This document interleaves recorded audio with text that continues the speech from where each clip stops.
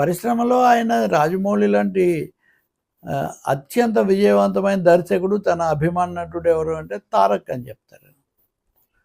త్రివిక్రమ్ శ్రీనివాస్ పవన్ కళ్యాణ్కు చాలా ఆత్మ లాంటి లేదా ప్రాణ స్నేహితుడు లాంటి వ్యక్తి, ఆప్తమిత్రుడు లాంటి వ్యక్తి ఈ వేడుకలో జూనియర్ ఎన్టీఆర్ పక్కన ఉన్నారు. మెగా కాంపౌండ్ ఇలాంటివంటి అన్నున్నప్పుడు అల్లు అర్జున్తో కుదరని పరిస్థితుల్లో ఎన్టీఆర్తో తీయడానికి ఆయన సిద్ధమవుతున్నారు.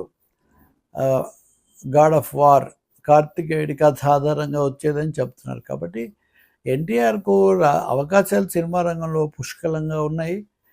వాటిని తన వయసును మించిన పరిణతితో ఆయన ఎప్పటికప్పుడు తగు విధంగా మాట్లాడుకుంటూ సవాళ్ళను అధిగమిస్తూ ముందుకు వెళ్తున్నారు. కాబట్టి ఈ నన్నెవరు ఆపుతారు అనే ఒక సవాలు ఖచ్చితంగా తనను ఏ కోణంలో అయినా సరే వ్యతిరేకిస్తున్నా లేదా తక్కువ చేస్తున్న వాళ్లకు ఆయన ఇచ్చిన జవాబు అనే అనుకోవాలి. తనను అభిమానించే వాళ్లకు ఆ విధమైన భరోసా, నమ్మకం కలిగించడానికి కూడా ఆయన మాటలు చెప్పారు.